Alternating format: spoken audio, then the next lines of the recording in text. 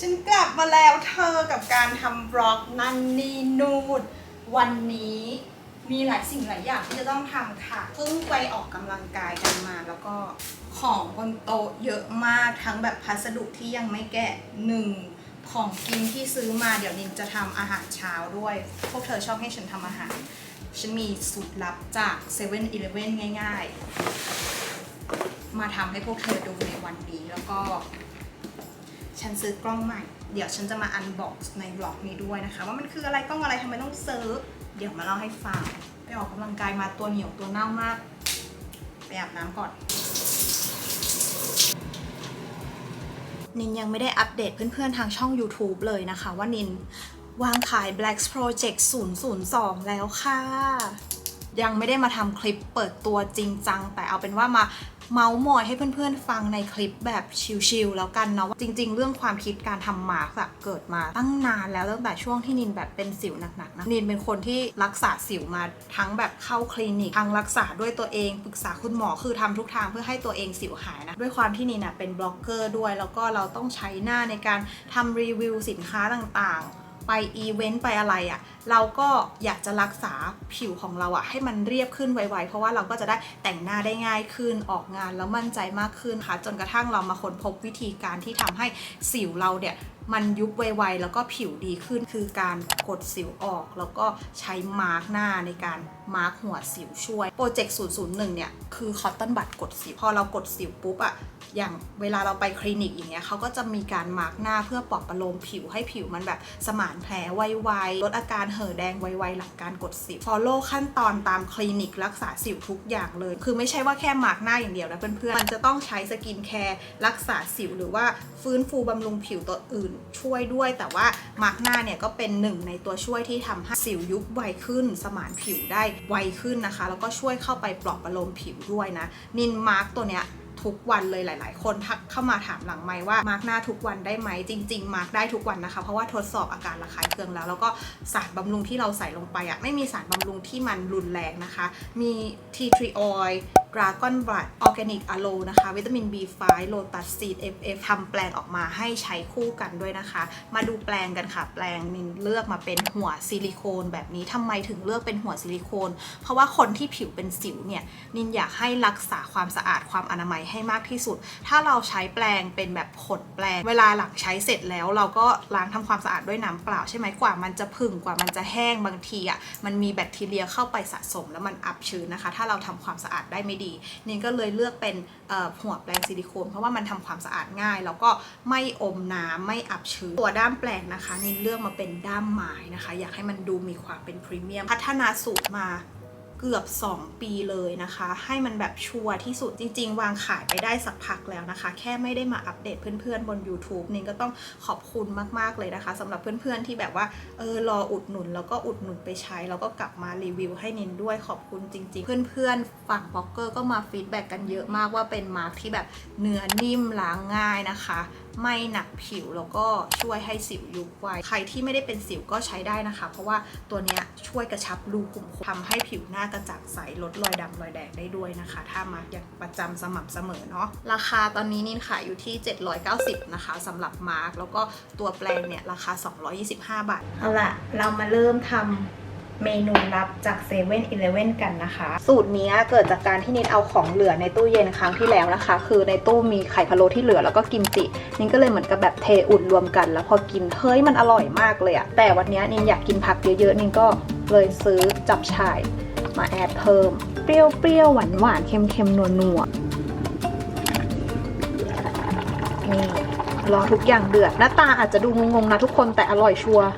อยากจะมารีวิวสิ่งนี้ชาลดบวมที่ชา TTM อร่อยมากก่อนอื่นคือเรื่องเห็นผลว่าลดบวมจริงไหมอันนี้ยังไม่แน่ใจเพราะว่านินเพิ่งกินได้แบบ1-2 วันแต่ว่าตอนนี้กินเพราะว่าอร่อยเลยรสชาติมันแบบเปรี้ยวหวานสดชื่นหลักๆเลยคือเขามีพรีไบโอติกนะคะแล้วก็มีส่วนผสมที่ช่วยแบบลดบวมเวลาเรากินเค็มกินโซเดียมหรืออะไรเงี้ยแล้วตัวบวมใช่ไหมตัวเนี้ยจะช่วยได้ซึ่งอย่างที่บอกว่านินยังไม่มาคอนเฟิร์มเรื่องลดบวมแต่นินมาคอนเฟิร์มเรื่องความอร่อยกับ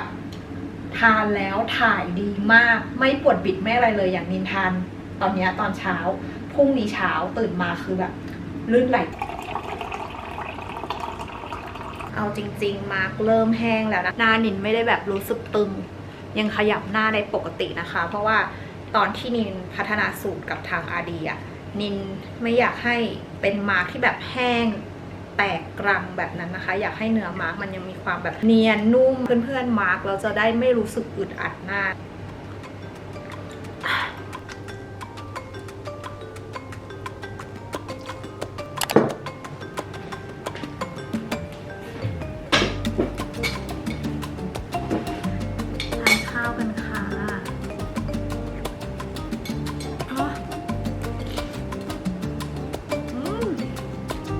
ที่อยากจะกิน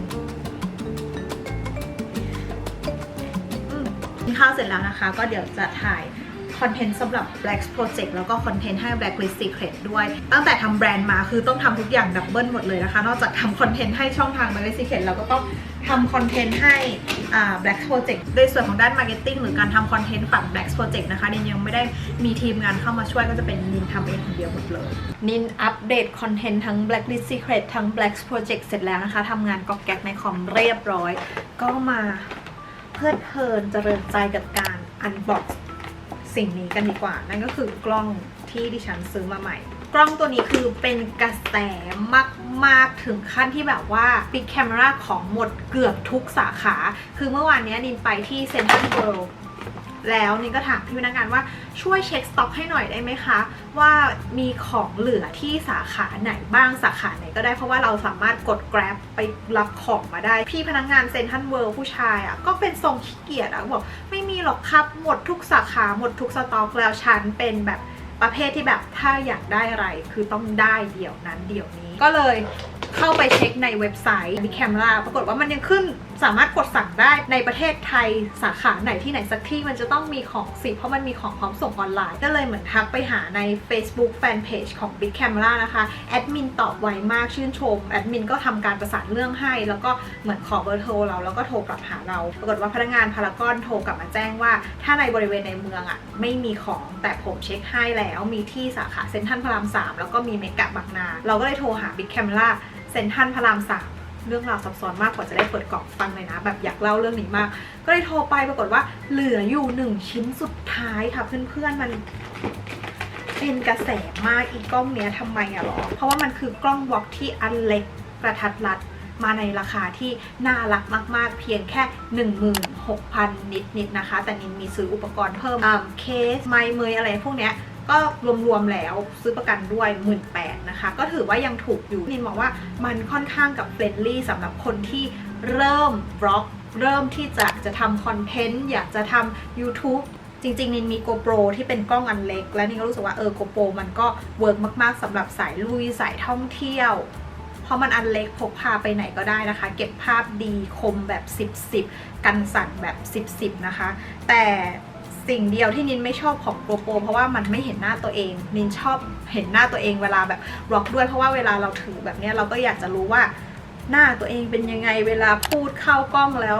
มุมไหนเราได้ที่สำคัญเลยเนี่ยเขามีขาตั้งในตัวเว้ยอันนี้คือกล้องที่นินใช้ถ่ายวอล์กปัจจุบันแล้วมันก็จะมีขาตั้งที่นินเอามาเสียบเพิ่มด้วยอย่างเวลานินออกไปข้างนอกแล้วไปนั่งกินข้าวหรือทานอาหารกับเพื่อนๆแล้วอยากจะวอล์กไปด้วยนินก็รู้สึกเกรงใจเพื่อนๆเพราะว่าเนี่ยมีกล้องขาตั้งอะไรต่างๆตั้งอยู่กลางโต๊ะเลยนะคะมันก็จะไม่ค่อยสะดวกนิดนึงแต่ว่าถ้าถ่ายในห้องหรืออะไรอย่างเงี้ยโอเคแล้วก็เวลาเราออกไปที่สาธารณะเราอยู่คนเดียวแล้วก็แบบไม่เซลล์ที่จะแบบถือกล้องอะไรอย่างนี้ตลอดเวลาหรือเวลาเข้าไปในร้านค้าหรือห้างในบางที่มันก็จะดูแบบกระเลิกเกินไปนึกออกปะคือใครทำได้คือเก่งแต่ฉันก็จะรู้สึกแบบเขินๆนิดนึงในการที่จะถือกล้องวอล์กแล้วก็มีขาตั้งอะไรขนาดนี้นะคะเพราะฉะนั้นอันเนี้ยคือตอบโจทย์มากมันอันเล็กๆมันดูไม่กระเลิกแกมันแบบ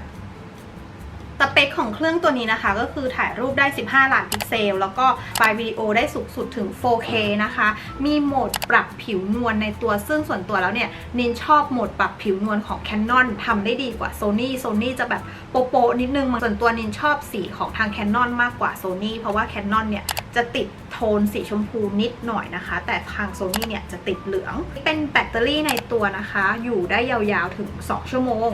แล้วก็ในส่วนของคุณภาพภาพเนี่ยพอเอามาตัดบล็อกเนี่ยนินก็ยังไม่แน่ใจเหมือนกันนะคะเพราะว่าจากที่ดูในรีวิวเนี่ยนินดูผ่าน TikTok แล้วส่วนใหญ่เขาอัพคลิปไฟล์วิดีโอผ่าน TikTok มันก็ดูโอเคเลยก็ดูคมนะคะแต่ถ้าเอาไฟล์วิดีโอเนี่ยมาทำเป็นบล็อกใน YouTube อันนี้เดี๋ยวต้องรอดูอีกทีนึงนะเดี๋ยวพรุ่งนี้นินมีทริปบินไปภูเก็ตนินก็จะลองเอาตัวเนี้ยไปใช้ในทริปภูเก็ตด้วยนะคะงานสำคัญที่ต้องทำคือหมดแล้วนะคะต่อไปนี้ก็คือจะแบบเก็บห้องจัดของให้เป็นระเบียบเรียบร้อยเพราะว่าผ้าที่กองอยู่ตรงนี้กองมานานมากแล้วนี่ไม่มีเวลาพับหรือจัดเก็บอะไรเลยก็วันนี้นะคะจะเป็นวันดีที่ดิฉันจะได้เคลียร์พื้นที่ตรงนี้นะคะ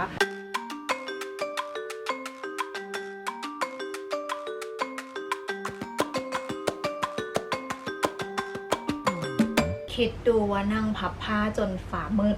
ด้านหลังนินตอนนี้คือเคลียร์เรียบร้อยแล้วนะคะผ้าพับเข้าตู้ต่อไปก็จะแพ็คกระเป๋าสำหรับทริปภูเก็ตส่วนใหญ่เวลาไปทริปทะเลอ่ะก็ไม่มีอะไรมากเพื่อนๆนอกจาก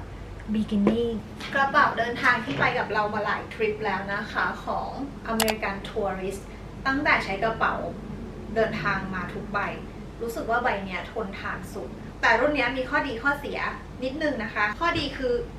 กระเป๋ารุ่นนี้นะคะเขาไม่ใช่แบบซิปแต่จะเป็นตัวล็อกรอบด้านซึ่งอันเนี้ยคือดีมากโจรไม่สามารถเอามีดกรีดซิปแล้วล้วงเอาของเราได้นะคะต้องแบบเจาะรหัสหรือทุบให้แตกถึงจะเปิดกระเป๋าเราได้ซึ่งอันเนี้ยก็ค่อนข้างแข็งแรงมากแต่อย่างเราอ่ะเป็นคนที่ของเยอะมากบางทีเราเดินทางแล้วมีช้อปปิ้งเพิ่มไม่สามารถขยายซิปข้างๆออกไปได้นะคะความยืดหยุ่นคือน้อยเนาะก็จะมีข้อดีข้อเสียนิดหนึ่งด้านในก็คือจะแบ่งช่องแบบนี้นะคะมีช่องปกติช่อง10แยกแล้วก็มีช่องตรงฝาสิ่งหนึ่งที่นินไม่เข้าใจตัวเองเลยนะคือกระเป๋าจัดระเบียบของนินหายไปไหนหมดแล้วซื้อมาหลายเซตมากหลายสีแต่อยู่สีละชิ้นหาเท่าไหร่ก็หาไม่เจอฉันพลิกแผ่นดินหาแล้วก็จะเป็นฟีลแบบmix and not match นินก็คิดว่าหลายๆคนน่าจะใช้ทริคนี้ในการจัดระเบียบกระเป๋าเดินทางนะคะโดยพับเสื้อผ้าแล้วก็แบ่งเป็นหมวดหมู่ใส่กระเป๋าเล็กๆแบบนี้เนาะ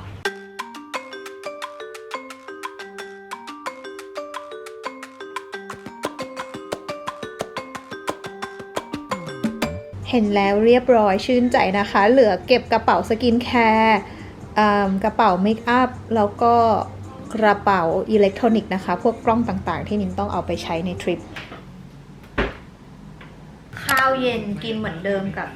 ที่กินไปเมื่อเช้านะคะให้ Siri off